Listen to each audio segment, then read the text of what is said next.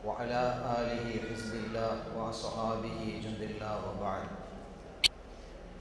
قال الله تعالى في القرآن العظيم والفرقان المجيد: أعوذ بالله من الشيطان الرجيم. بسم الله الرحمن الرحيم.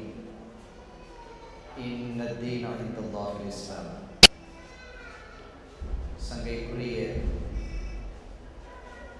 நாகூர் ஷரீஃப் எஜமானினுடைய தர்பாரிலே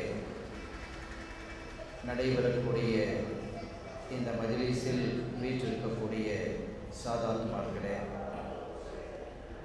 மரியாதைக்குரிய உலமாக்களே, கண்ணியத்திற்குரிய பெரியோர்களே, அன்பு சகோதரர்களே, அருமை தாய்மார்களே, சகோதரிகளே, எல்லாம் வல்ல அல்லாஹ்வின் பேரருளும் நபிகள் நாயகம் ஸல்லல்லாஹு அலைஹி வஸல்லம் அவர்களது நல்லாசியும் நம் அத்தனை பேர் மீதும் நிலவுமாகும். அல்லாஹும் அவரது ரசூலும் எந்தெந்த காரியங்களை எடுத்து நடக்க வேண்டும் என்று நமக்கு கட்டளையிட்டுள்ளார்களோ அவை அனைத்தையும் எடுத்து நடக்கவும், எவைகளை தவிர்த்து நடக்க வேண்டும் என்று உத்தரவு பிறப்பித்துள்ளார்களோ அவை அனைத்தையும் தவிர்த்து நடக்கவும் ஆரம்பமாக எனக்கும் உங்களுக்கும் நான் வசியத்து செய்து கொள்கிறேன். அல்லாஹ் தௌஃபீக் செய்வானாக. ஆமீன். கண்ணியத்திற்குரிய பெருமக்களே, இன்றைய தினம் இந்த மஜ்லிஸில் எனக்கு வழங்கப்பட்டிருக்கக்கூடிய தலைப்பு இறை நெருக்கத்திற்கு தடையாக இருப்பது எது?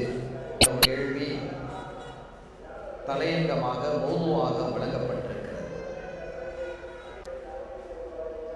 இறை நெருக்கத்தை பெறுவதற்காகத்தான்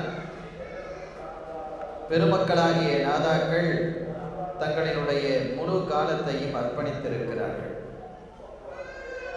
ஒவ்வொரு மூமியினுடைய நோக்கமும் அல்லாஹ்வினுடைய நெருக்கத்தை பெற வேண்டும் என்பதாகத்தான் இருக்க வேண்டும். அந்த நெருக்கத்தை பெறுவதற்காக நாதாக்களாகிய பெருமக்கள் எந்த தியாகத்தையும் செய்வதற்கு ஆயத்தமாக இருந்தார்கள், சித்தமாக இருந்தார்கள். அந்த நெருக்கத்திற்கு தடையாக இருப்பது எது என்ற ஒரு கேள்வி எழுந்தால் அதற்கு நீண்ட நெடிய விளக்கங்களை சூஃபியாக்கள் தங்களினுடைய கிரந்தங்களில் அற்புதமாக பதிவு செய்து வைத்திருக்கிறார்கள். அது சம்பந்தமான விரிவான விளக்கத்தை பார்ப்பதற்கான நேரம் காலம் எனக்கு தரப்படவில்லை என்ற பொழுதிலும் அடிப்படையான சில விஷயங்களை நாம் விளங்கிக் கொள்ள வேண்டும். இறைவனை நெருங்குவதற்கு தடையாக இருப்பது எது என்ற ஒரு கேள்விக்கு பதிலாக இந்த உரை அமையப் போகிறது என்றாலும் கூட முழு விளக்கத்தையும் அறிஞர்களாக இருக்கக்கூடிய சூஃபிகள் ஞானிகள் வழங்கி இருக்கக்கூடிய முழு விளக்கத்தையும் இந்த மன்றில் நான் சமர்ப்பிக்க முடியாது.